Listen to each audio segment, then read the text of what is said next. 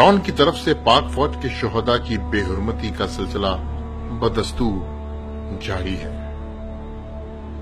افواج پاکستان کے وہ جوان جو ہماری حفاظت اور اللہ کی راہ میں اپنی جانوں کا نذرانہ پیش کرتے ہیں، ڈان اخبار انہیں شہید کہنے کے بجائے مقتول رپورٹ کرتا ہے۔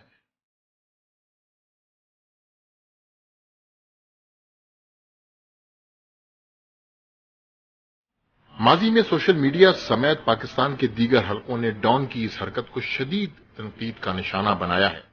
اس کے باوجود ڈان اخبار کسی خاص مقصد کے تحت یہ مذموم حرکت جاری رکھے ہوئے ہے۔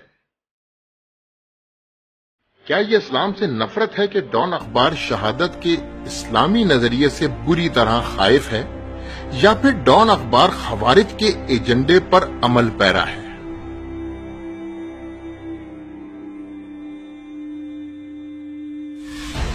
جو پاک فوج کے جوانوں کو شہید کہنے سے گھبرا رہا ہے۔ ڈان کی بنیاد قائد اعظم محمد علی جناح نے رکھی تھی، مگر آج یہ سیکولر ٹولے کے ہاتھوں پوری طرح یرغمال ہے۔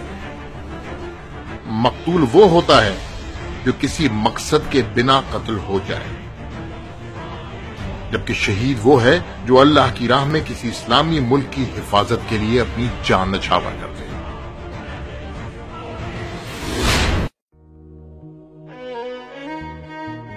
ڈان اخبار پاک فوج کے شہداء کو مقتول کہہ کر نہ صرف ان شہداء کی قربانی کا مذاق اڑا رہا ہے، بلکہ ان شہداء کے اہل خانہ کی دل آزاری کا بھی باعث بن رہا ہے۔ صرف اس پر بس نہیں، ڈان اخبار نظریہ پاکستان اور ہماری تہذیب و ثقافت کی جڑیں کاٹ رہا ہے۔ یقیناً اس بات کا نوٹس علماء برادری اور حکومت وقت کو لینا چاہیے،